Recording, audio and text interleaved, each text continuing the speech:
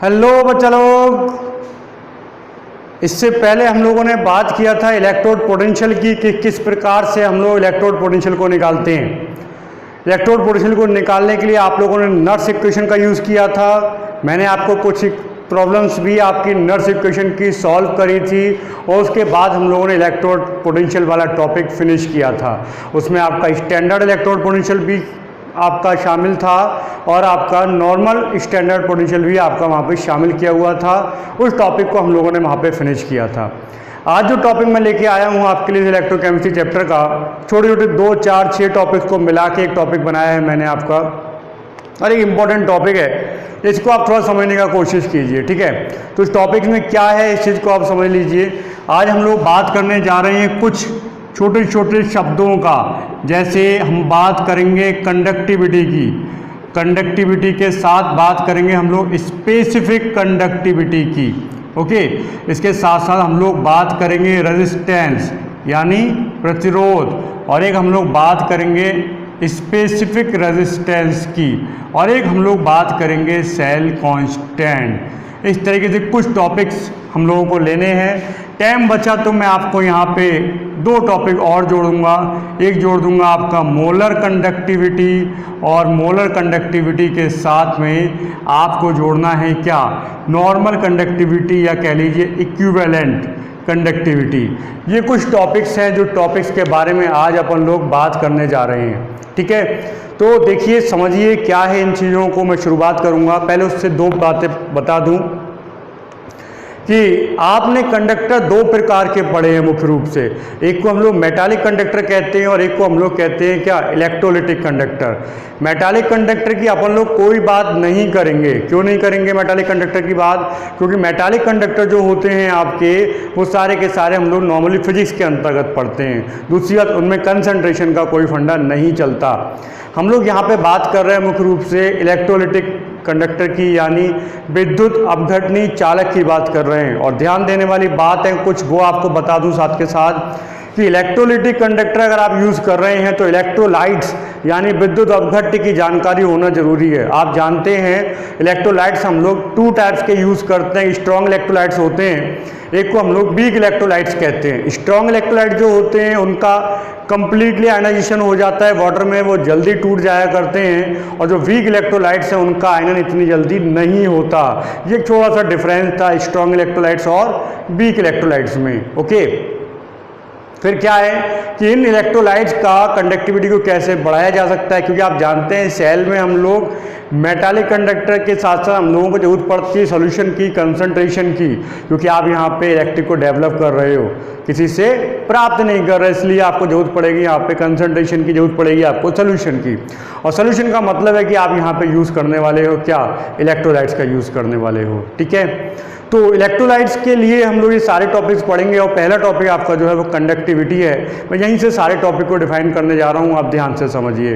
मैं फिर आपको बता दूँ, ये सारे टॉपिक यहाँ पे रिलेटेड होंगे किससे, इलेक्ट्रोलाइट से, यानी विद्युत अपघट्य से ही सारे के सारे टॉपिक्स आपके रिलेटेड हैं, क्योंकि हम इस चैप्टर में मुख्य रूप से पढ़ते ही हैं, मुख्य रूप से बात ही हम लोग करते हैं किसके बारे में, इलेक्ट्रोलाइट्स के बारे में बात करते हैं, ओके। तो उसी के बारे में बात कर रहे हैं हम लोग। और पहला वर्ड जो आपके सामने आ रहा है वो है कंडक्टिविटी। हिंदी में कहते हैं चालकत्व कहते हैं। परेशान होने की जरूरत नहीं है, आप जो चालकता वर्ड यूज़ करते हैं वही यहाँ पे चालकत्व बन चुका है, ठीक है। और अगर मैं एक सिंपल सी लाइन बोल दूँ, बहुत आसान सी लाइन बोल दूँ, आप जानते हैं कि जो इलेक्ट्रिक पास कराते हैं हम लोग, वो रेजिस्टेंस का जस्ट अपोजिट होता है। आप जानते हैं, फिजिक्स में आपने कई बार यूज़ करा होगा कि चालकता धारा प्रवाह प्रतिरोध का व्युत्क्रम होता है, यानी प्रतिरोध जितना ज़्यादा होगा धारा प्रवाह उतना ही कम होता चला जाता है।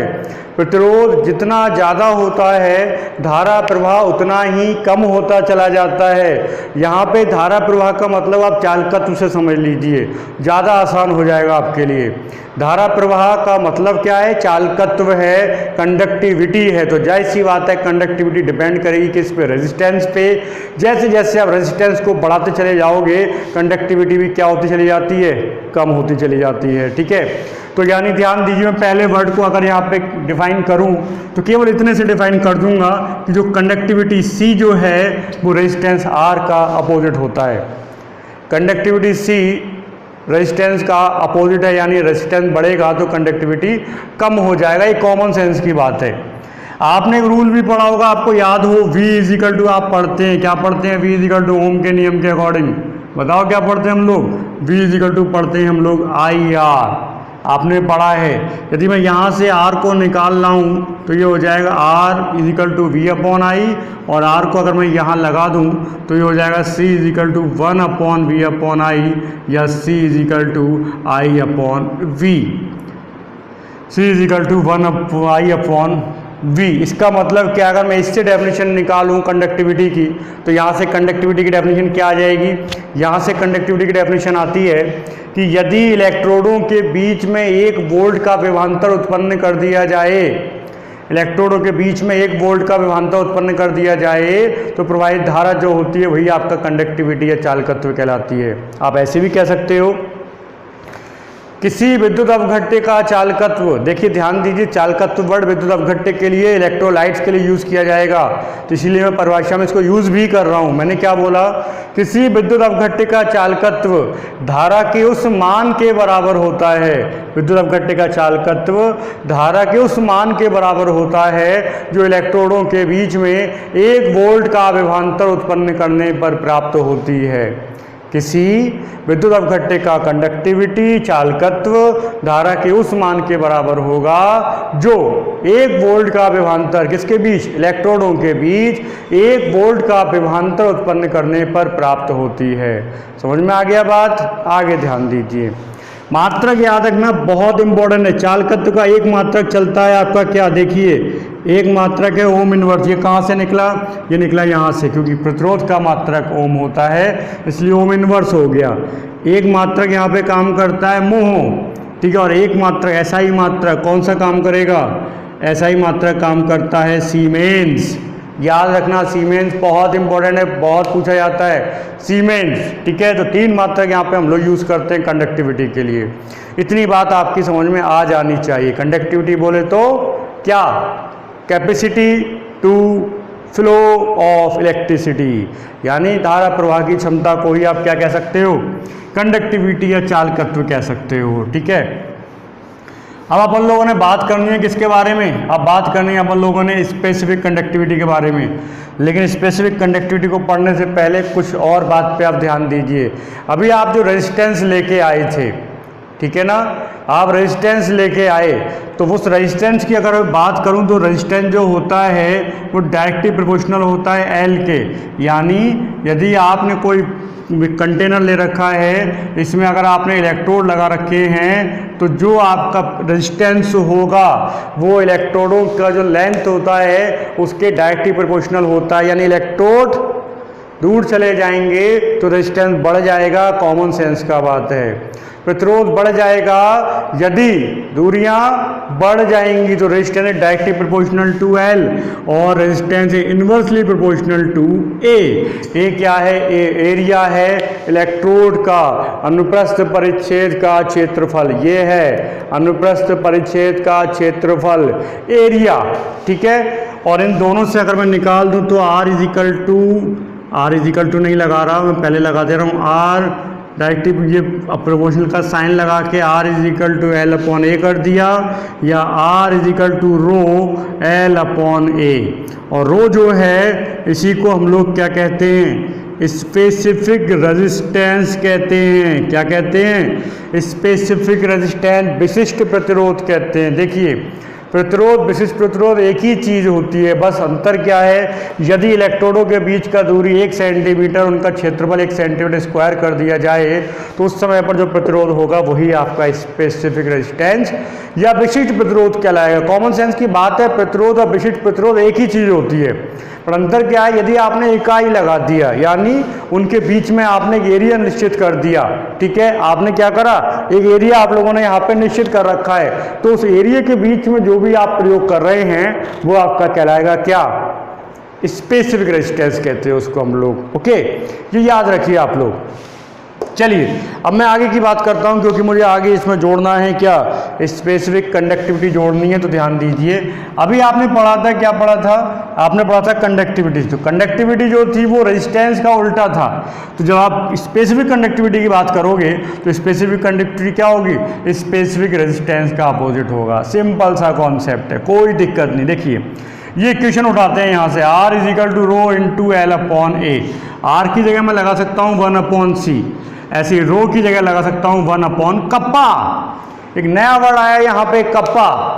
कप्पा जो है उसी को हम लोग नाम देते हैं स्पेसिफिक कंडक्टिविटी। कप्पा को ही हम लोगों ने बोला स्पेसिफिक कंडक्टिविटी। याद कीजिए आप लोग, कप्पा है स्पेसिफिक कंडक्टिविटी, और आप जानते हैं specific conductivity kappa is equal to 1 upon rho, क्योंकि C is equal to 1 upon R, आप जानते हैं इसके लिए। ठीक है बात। तो ये कप्पा लगा दिया इंटू एल अपॉन ए कर दिया। अगर मैं इसको और सॉल्व कर दूं तो ये हो जाएगा kappa is equal to C into L upon A. यानी वही चीज़ जो यहाँ पे निकल करके आ रही थी वही चीज़ है यहाँ पे, कि यदि इलेक्ट्रोडों के बीच की दूरी 1 सेंटीमीटर और उनके परिच्छेद का क्षेत्रफल 1 सेंटीमीटर स्क्वायर कर दिया जाए तो जो आपकी चालकता होती है उसी को हम लोग विशिष्ट चालकता कहते हैं। जो चालकता होती है इसी के लिए हम लोग वर्ड यूज़ करते हैं क्या, विशिष्ट चालकता। एक सिंपल सा कॉन्सेप्ट है। चलिए यूनिट बनाते हैं विशिष्ट चालकता का। स्पेसिफिक कंडक्टिविटी का यूनिट क्या होगा, देखिए यहाँ पे लगाते हैं हम लोग कंडक्टिविटी का यूनिट। कंडक्टिविटी का यूनिट हम लोग लगा दे रहे हैं सीमेंस होती है, आप जानते हैं। देखिए इनटू एल दूरी लगा दे रहा हूँ मैं सेंटीमीटर में, अपॉन एरिया लगा दिया सेंटीमीटर स्क्वायर। तो कप्पा का जो यूनिट है वो क्या हो जाएगा, siemens centimetre inverse. Siemens centimetre inverse unit होता है कप्पा का। कप्पा बनाना आसान होता है, कोई दिक्कत नहीं। आप के बनाते हो, के की एक टांग खींच दीजिए पकड़ के, बस बन गया आपका कप्पा, कोई टेंशन नहीं। तो देखिए मैंने आपसे बात कर लिया कंडक्टिविटी का, मैंने बात कर ली स्पेसिफिक कंडक्टिविटी का, रेजिस्टेंस हो गया, स्पेसिफिक रेजिस्टेंस हो गया। अब बात आती है सेल कांस्टेंट की। तो ध्यान दीजिए, बहुत सिंपल सा कॉन्सेप्ट। जो आप ये लेके आए हो ना, ये एल अपॉन ए, यानी बीच का दूरी और उनका एरिया, इसी का जो रेशियो होता है इसी को कहा जाता है सेल कांस्टेंट। यही जो है आपका सेल कांस्टेंट कहलाता है। ठीक है बात। इसी के लिए हम लोग वर्ड यूज़ करते हैं क्या, सेल कांस्टेंट वर्ड यूज़ करते हैं। और सेल कांस्टेंट को हम लोग एक्स से डिनोट करते हैं। X is equal to L upon A. दिखाई दे रहा है, नहीं दिखाई दे रहा तो मैं इधर लिख दे रहा हूँ यहाँ पे।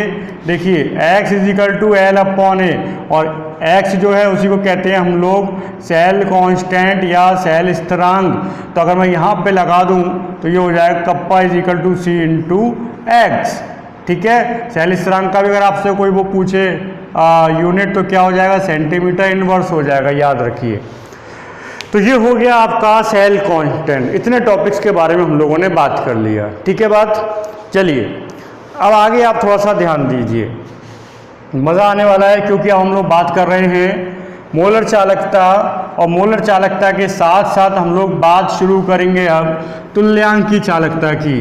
तो मोलर चालकता और मोलर चालकता के साथ साथ अपन लोगों का टॉपिक जुड़ जाएगा कि तुल्यांकी चालकता, दो बेहतरीन टॉपिकों में से एक। तो पहले मैं एक फॉर्मूला लिख देता हूँ, kappa is equal to C into L upon A, जो फॉर्मूला अभी आपका निकल के आया था। ध्यान दीजिए, मान लीजिए आप स्पेसिफिक कंडक्टिविटी की बात कर रहे हो, मान लीजिए आप कंडक्टिविटी की बात कर रहे हो। ठीक है बात। आपने क्या किया, कंटेनर लिया, कंटेनर में आपने इलेक्ट्रोड लगा दिए और इलेक्ट्रोडों को आपने बैटरी से जोड़ दिया, तो क्या करंट पास हो जाएगा? नहीं हो सकता, करंट पास नहीं हो पाएगा। क्यों नहीं हो पाएगा करंट पास? एक कॉमन सी बात है, जब तक सर्किट कंप्लीट नहीं होता तब तक आप इलेक्ट्रिक करंट को पास कैसे कराओगे? सर्किट को कंप्लीट करने के लिए क्या जरूरी है? सर्किट को कंप्लीट करने के लिए जरूरी है कि उनके बीच में कोई सॉल्यूशन पड़ा हो और दोनों के दोनों इलेक्ट्रोड किसी सॉल्यूशन में डिप होने चाहिए। तो दोनों आपके इलेक्ट्रोड्स हैं, वो दोनों ही इलेक्ट्रोड किसी सॉल्यूशन में आपके डिप होने चाहिए। अगर वो सॉल्यूशन में डिप नहीं है तो फिर काम नहीं होगा। ठीक है बात। तो सॉल्यूशन में डिप करने के लिए आप क्या करोगे? आपको कोई सॉल्यूशन चाहिए। अच्छा एक बात और बताओ, मान लो सॉल्यूशन आपने ले लिया, अगर सॉल्यूशन की कंसंट्रेशन ज़्यादा है, या मैं आपसे कह दूं कोई गाढ़ा सॉल्यूशन है, तो करंट पास करने में कोई दिक्कत आएगी क्या? या मैं कह दूं बहुत डाइल्यूट सॉल्यूशन है, तो करंट पास करने में कोई दिक्कत आएगी क्या? बोले हाँ, कंसंट्रेशन का फर्क इलेक्ट्रिक करंट के पास कराने पे पड़ेगा। और ध्यान दीजिए आपके फॉर्मूले में कहीं कंसंट्रेशन तो आई नहीं। आप कह रहे हैं कि कंसंट्रेशन का फर्क पड़ता है और कंसंट्रेशन तो कहीं फॉर्मूले में आई ही नहीं। जब कंसंट्रेशन कहीं फॉर्मूले में आई नहीं तो आप कैसे कह सकते हो भैया फर्क पड़ता है? हम तो नहीं मानेंगे इस बात को। पर यही अंतर हो जाता है एक मेटालिक कंडक्टर में और एक इलेक्ट्रोलाइटिक कंडक्टर में। अगर यहाँ पे मेटालिक कंडक्टर होता आपको कंसंट्रेशन की जरूरत नहीं पड़ती।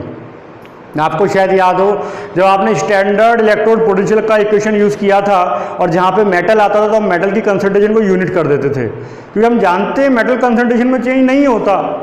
सेम कंडीशन यहाँ पर अगर मेटल होता तो कंसंट्रेशन की जरूरत नहीं पड़ती, लेकिन अगर आप इलेक्ट्रोलाइट यूज़ करो तो कंसंट्रेशन की जरूरत पड़ेगी। अब कंसंट्रेशन किस रूप में ली जाएगी? या तो आप मोलर ले लीजिए या आप नॉर्मल ले लीजिए, आप किसी भी रूप में कंसंट्रेशन का यूज़ तो करोगे। यानी कंसंट्रेशन यहाँ पे आनी चाहिए। और उस कंसंट्रेशन को जो लाया गया पहले वो लाया गया मोलरिटी के रूप में, इसीलिए वो कंडक्टिविटी कन्वर्ट हो गई किसमें? मोलर कंडक्टिविटी में। ध्यान दीजिए वही कंडक्टिविटी जो आपकी स्पेसिफिक कंडक्टिविटी थी अब वो कन्वर्ट हो गई किसमें? मोलर कंडक्टिविटी में। क्यों? मैं फिर आपसे कह रहा हूँ बात तो सही थी, केवल स्पेसिफिक कंडक्टिविटी से काम चल जाता बशर्ते इलेक्ट्रोलाइट नहीं आता, और विदाउट इलेक्ट्रोलाइट आपका स्पेसिफिक कंडक्टिविटी काम नहीं करेगा। अब अगर इलेक्ट्रोलाइट आया है तो कॉमन सेंस की बात है कि इलेक्ट्रोलाइट का कंसंट्रेशन भी यूज़ किया जाएगा। अब अगर इलेक्ट्रोलाइट का कंसंट्रेशन यूज़ कर रहे हो तो फॉर्मूले में तो कहीं आया ही नहीं कंसंट्रेशन को किसी ना किसी रूप में तो लेना पड़ेगा। तो मैंने किस रूप में ले लिया? सबसे पहले मोलरिटी के रूप में ले लिया, मोलरता के रूप में ले लिया। और जब आप मोलरता के रूप में लेते हो कंसंट्रेशन को तो मोलरिटी की डेफिनेशन आपको बता दूं। मोलरिटी क्या कहलाता था अगर आपको याद हो? मोल पर लीटर। 1 लीटर में उपस्थित विलेय के मोलों की संख्या, 1 लीटर में उपस्थित विलेय के मोलों की संख्या मोलैरिटी कहलाती थी। और हम लोग अगर मैं बात करूं मोलर कंडक्टिविटी की तो मोलर कंडक्टिविटी स्पेसिफिक कंडक्टिविटी तो लेना ही पड़ेगा, कॉमन सेंस की बात है। और स्पेसिफिक कंडक्टिविटी के साथ में क्या आ गया? 1000/m। यहाँ पे 1000 चल रहा है, आपका वॉल्यूम के लिए चल रहा है यहाँ पे, ठीक है ना बात? क्योंकि आपको ये चेक करना पड़ेगा कि 1000 ml के अकॉर्डिंग कंडक्टिविटी क्या होने वाली है, ठीक है? इसलिए ये फॉर्मूला आपका निकल के आता है मोलर कंडक्टिविटी के लिए। अगर आप इक्विवेलेंट की बात कर दो तो यही फॉर्मूला कन्वर्ट हो जाएगा कप्पा × 1000/n। नॉर्मल के लिए यूनिट की बात करते हैं तो देखिए पहले आप लगा दो यहाँ पे स्पेसिफिक कंडक्टिविटी का यूनिट, वो किसके बराबर होता है? अगर आपको याद हो सीमेंस आया था और सीमेंस के साथ आया था सेंटीमीटर इनवर्स इनटू 1000 का यूनिट होगा नहीं, इसको मैं इकाई कर देना 1000 ही लगा दे रहा हूँ, कोई दिक्कत नहीं है। अपॉन मोलरिटी, तो मोलरिटी का आएगा तो क्या आएगा? मोल आएगा, अपॉन में क्या आ जाएगा? Centimetre cube. मैं यहाँ पे वॉल्यूम को सेंटीमीटर क्यू में यूज़ कर रहा हूँ तो सेंटीमीटर क्यू ऊपर पहुँचेगा, 1 माइनस हो जाएगा तो क्या निकल के आएगा? मात्रा इस यूनिट क्या निकल के आएगा? मोल इनवर्स सीमेंस, और 1 कट गया तो क्या बचेगा? Centimetre square. याद रखना बहुत पूछा जाता है यूनिट ऑफ मोलर कंडक्टिविटी, कई बार पूछी गई एग्जाम में कि यूनिट ऑफ मोलर कंडक्टिविटी क्या होगा, ठीक है? आपको अगर यहाँ पे इक्विवेलेंट की बात करनी है तो यहाँ पे आप लगा दीजिए इक्विवेलेंट, तो यहाँ पे इक्विवेलेंट इनवर्स आ जाएगा और कोई दिक्कत नहीं होता, दोनों का यूनिट एक जैसा चलता है, ठीक है बात? तो ये था आपका specific conductivity, specific resistance, cell constant और molar conductivity and equivalent conductivity. कुछ टॉपिक्स मैंने यहाँ पे आपके लिए हैं। दूसरी बात, इन टॉपिक्स से न्यूमेरिकल्स भी बहुत बनते हैं और एग्जाम में बहुत न्यूमेरिकल पूछे जाते हैं इन टॉपिक्स के, इसलिए इन टॉपिक्स के न्यूमेरिकल भी आप लोगों को प्रिपेयर करने होंगे। हो सका तो मैं आपको प्रिपेयर कराऊंगा, बट मैं बहुत जल्दी आपका एक न्यू चैप्टर शुरू करने जा रहा हूँ, कोऑर्डिनेशन केमिस्ट्री, एक बहुत शानदार चैप्टर जिसका आपको बार बार जरूरत पड़ेगा, ठीक है? तो उस चैप्टर को भी हम लोग शुरू करेंगे, बट अभी इसमें कुछ टॉपिक्स आपके बच रहे हैं। इंपॉर्टेंट बात आपको और एक बताता हूँ, याद देना। जब हम लोग डाइल्यूशन की बात करते हैं, डाइल्यूशन मतलब तनुता से होता है, इसका मतलब होता है हम लोग लगातार वाटर को इन्वॉल्व कर रहे हैं। जैसे जैसे आप डाइल्यूशन बढ़ाते हो, डाइल्यूशन के बढ़ाने पर मोलर कंडक्टिविटी और इक्विवेलेंट कंडक्टिविटी दोनों के मान बढ़ जाते हैं। मोलर चालकता और तुल्यांकी चालकता दोनों के मान बढ़ जाते हैं जब आप तनुता यानी डाइल्यूशन बढ़ा देते हो, लेकिन स्पेसिफिक कंडक्टिविटी की वैल्यू कम हो जाती है। बहुत इंपॉर्टेंट लाइन बोल रहा हूँ, स्पेसिफिक कंडक्टिविटी की वैल्यू कम हो जाती है। याद रखना इस चीज़ को, क्यों? क्योंकि स्पेसिफिक कंडक्टिविटी डिपेंड करती है पर्टिकुलर एरिया में उपस्थित आयनों की संख्या पर। और जब आप डाइल्यूशन बढ़ाते हो तो डाइल्यूशन के बढ़ाने पर क्या होता है, उस पर्टिकुलर एरिया में आयनों की संख्या कम हो जाती है, इसलिए स्पेसिफिक कंडक्टिविटी का मान भी क्या होता है, कम हो जाता है। दूसरी बात, इलेक्ट्रोलाइट्स अगर सॉलिड कंडीशन में है तो कभी इलेक्ट्रिक पास नहीं कराएगा। इलेक्ट्रिक के पास कराने के लिए जरूरी है आपका इलेक्ट्रोलाइट या तो फ्यूज कंडीशन में हो यानी गलित होना चाहिए, या एक्वा सोल्यूशन हो यानी जलीय विलयन होना चाहिए। इन दो कंडीशन में होगा तभी आपका सोल्यूशन काम करेगा, अदरवाइज वो सोल्यूशन कार्य नहीं करता। दूसरी बात ध्यान रखना, अगर आपका एक्वा सोल्यूशन है तो एक्वा सोल्यूशन में बहुत इंपॉर्टेंट लाइन बोल रहा हूँ, कहीं पर नोट कर लेना। यदि एक्वा सोल्यूशन है तो एक्वा सोल्यूशन में जिस आयन का आकार जितना छोटा होगा धारा प्रवाह उतना ही ज़्यादा नहीं होगा। एक्वा सोल्यूशन में जितना आयन छोटा होता है धारा प्रवाह उतना ही कम होता है, जबकि गलित विलयन में यानी फ्यूज सोल्यूशन में आयन जितना छोटा होगा धारा प्रवाह उतना ही ज़्यादा होगा। क्यों? जब जलीय विलयन होता है वहाँ पे जब आप छोटे आयन की बात करते हैं तो छोटे आयन का जल योजन का कैपेसिटी बहुत ज़्यादा होता है। वो छोटा सा धनायन क्या करता है, अपने ऊपर बहुत सारे जल के अणुओं को जोड़ लेता है, जिस कारण उसका आकार कैसा हो जाता है, बहुत बड़ा हो जाता है, जिस कारण फिर वो धारा का प्रवाह नहीं कर पाता। ठीक है बात? तो याद रखिए, जलीय विलयन में जो आयन जितना छोटा है धारा प्रवाह उतना ही ज़्यादा होगा, जबकि गलित विलयन में जो आयन जितना बड़ा होता है धारा प्रवाह उतना ही ज़्यादा होता है। याद रखना आप लोग, ठीक है? तो इन टॉपिक्स को कंप्लीट कीजिए, मैं फिर आपसे मिलूंगा, तब तक के लिए बहुत बहुत धन्यवाद आपका।